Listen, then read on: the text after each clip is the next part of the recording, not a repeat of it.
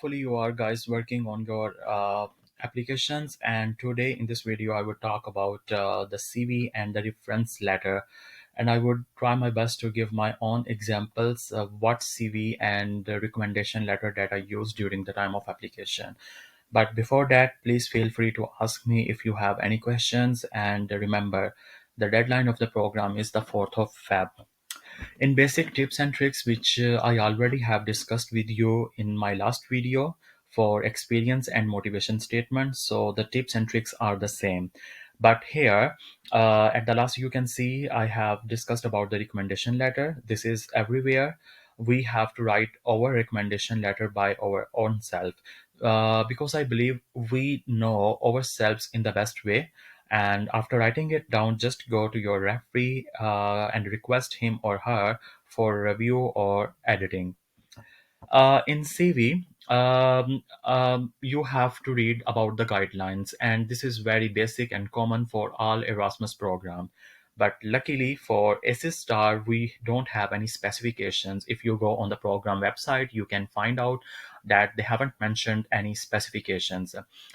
During my time, I was informed that I have to use Europass because I was told most of the European universities they do accept Europass CV, and I did it. But after joining this program, during the time of professional skills module, Professor Liz she delivered us a lecture on CV writing, and in that lecture she mentioned that she got a lot of CVs in last time, where most of them they were on the Europass, and she even explained that it is not mandatory for the ACES star, and some of those CVs she explained that they were on I mean the number of the pages were 4, 5, or even 6. And guys, these members, the selection committee, always they accept hundreds of applications, and they don't have much time to read and to go through all of the pages of the CVs. So you guys have to be very careful about the number of the pages. She explained 2 pages are more than enough. But if you have enough data and you have a lot of to discuss about your previous life, both academically and professional, so then you have to be have an option to go for the 3 pages, but not more than 3 pages. The space definitely it depend upon your I mean, which website you are using and which way you are going to represent yourself. And format, you can go with anyone. Same for the patron, but you have to be professional way. There is no need of picture on CV. The professional CV, I believe, it doesn't require to put your picture on the CV. And even Dr. Liz, she's the main part of the selection committee as well as the program leader. During the same lecture which I discussed to you earlier, she mentioned that there is no need to put your picture on the CV, and even you don't have to put your complete address. Just write the name of your city and country, plus you have the option to write the name of your email address. And besides email address, she preferred if you guys put your LinkedIn account on your CV. It's not mandatory, it's optional, but it's a more professional way. She got certain applications last time, and some of the students they put their LinkedIn profile, and she explained us that she went into their profile and she just explored what they have done in their past life. So I believe it's a more professional way. In my profile during my time, I didn't use this link for my CV, and I suggest you to use it. Sorry. For the references, it's also not mandatory, it's optional. um, I mean, you guys are going to put the reference information in the reference letter. So in CV, if you believe, if you have space, or if you can manage somehow, just put the name of your referee plus his professional email address. And in the CV, you are very well familiar. You can put the information of your work experience, education. If you have some research projects, you can go with them. Online courses, conferences, seminars, webinars, workshops, events, awards, networks, memberships, interest, extracurricular, and many more. Here I have highlighted 2 questions. These questions, Dr. Liz, she highly, I mean, put pressure on these things, and she told us that. during the time of selection, she and the other members of the selection committee, they go through the CV and they look for the answers of these questions. I would try my best to explain them in the next slides, where I'm going to show you my own CV. So this is the first page of my CV, which I used. Here you can see these are your credentials which you have to use, your email address. I used Skype ID. If I'm not wrong, last time the program they needed for the Skype one, but uh, from this time, I believe they are going for the Microsoft account details, so you can put your details here instead of Skype. And here I forget, I didn't use the LinkedIn, but I suggest you to use them. And in the work experience part, I explained you already. The format is all up to you. You can go whatever you like. There are a lot of options. So I used this one. In the work experience, you have to discuss the details of your starting date and your ending date. If you are currently enrolled or currently working in your last place of job, you can just put the name of current. Oh, sorry, the word of current. And here you can put the place, your role, and the name of the organizations, and under that you have to put your details, that what you have done there. Remember guys, in the experience statement you also have to discuss your activities, your skills, your learning, but in briefly, because we have a limited number of words there. You can also use because I believe you can't change the things a lot, but you have to be very wise, you have to be very picky in selecting the words or the other stuff. So it's all up to you, and these things make your profile more attractive. So this is a challenge for you. Just you have to manage the things everywhere. And one more thing I would like to tell about this in this CV. For example, I got some applications and some CVs where the students, they don't have much experience of aquaculture. Like in my case, I was working as a veterinarian. This field has a lot of options and lot of diverse fields in it. So I just try to tell about the aquaculture relevant experience. So if you also have a background field or the experience where you have done a lot of work, I would suggest you to be very picky. Just go with the aquaculture relevant your experience or the activities. But if you don't have much, then you can put the other stuff, and you have to explain that what you have learned and what you have done, or what were your skills at that time. Going further, in the part of education, it's better to just describe the name of your degree, the current one. If it is BSc or the MSc, you can write both, but you don't have to go with the intermediate matriculation, O level or the A levels, because you are providing them your degree certificates. And I believe it's better to write down your CGPA, because it's really helpful for the selection committee to know about yourself. And in the language skills, you can put your IELTS or the English proficiency with the grades that you have got. In the additional information, you can talk about your research project, like I have done it here. It was my volunteer work. And if you have a lot of research projects, or if you also have published some books or the articles, you can talk about them here. But due to the number of the pages, you have to be very picky.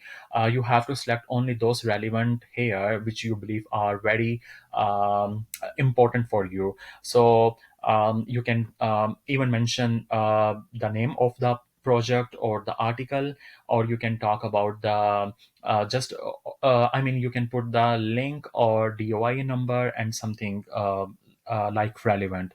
I don't have much information or the experience about the research thing. How to present it, you can go on the YouTube and you can search for the different videos. There are a lot of informations available on the internet. In more courses, I already explained you guys, I don't have much work, research experience.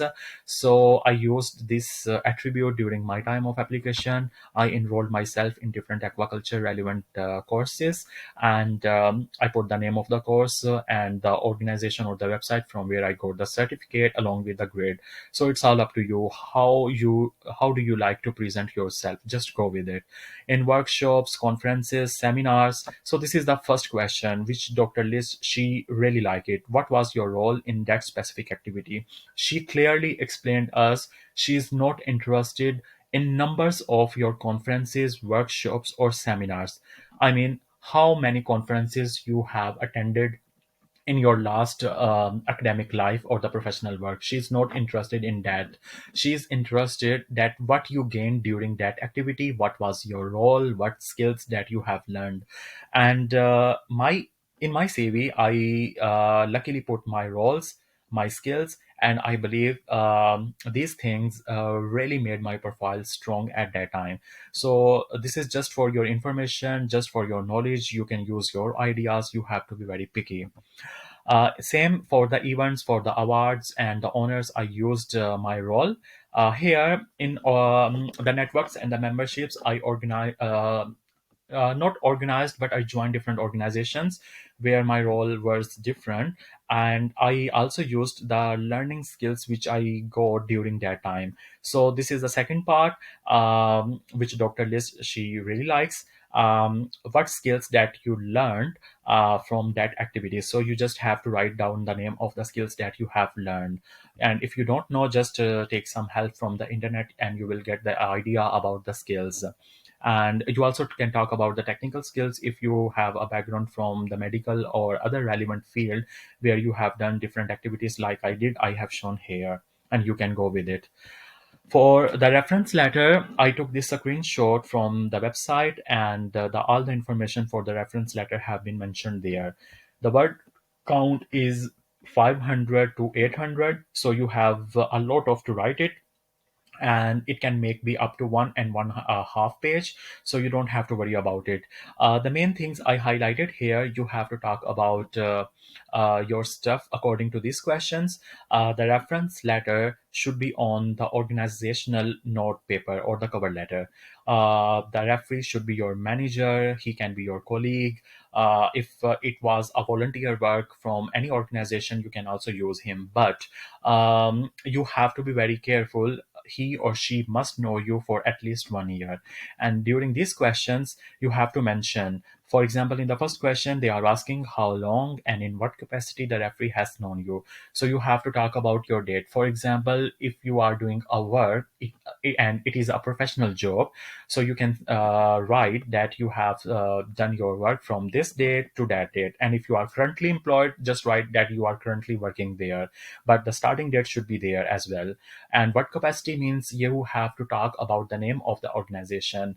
And in your reference letter, your referee can also mention his name, your role, as well as the organizational institute name and the other stuff as well, which you believe is going to help you. Your role, task that you have performed during that activity. I explained earlier, and I'm going to talk about it here again. In the experience statement, just because of the words count, you have to be very picky and very selective. But in recommendation letter, you can talk about those activities in detail. So here, I believe you can go for the repetition, but you have to be selective. And you can use the examples of the good innovative work. For example, in my case, I was the organizer of one capacity building training of the farmers during my previous job. So I gave some good examples of the innovative work. That work was done by under my supervision. Obviously, I took some assistance from the my seniors, but it was my work. So if you have some examples like this, where you can talk about them in details, and I believe it is very important for you. And you have to discuss about the areas and the other stuff, and all questions are available, and I hope so you can get easily the information about them. And at the last, your referee has to put his or her details in the end of the reference letter, like the contact details. He or she can put her name, original signature, as well as the email address, which would be the organizational email address. And here in this next slide and the last one, I used some screenshots of my reference letter. These are the half one, and in the first one, you can see this is a cover letter of my last job. And this is the last page where the referee put his sign with date, name, and the role of the referee. I mean, his status and the email address. You can use both email address, but the program is highly interested in the organizational email, and it is very important. Now, this is the end of this video, and I wish you best of luck.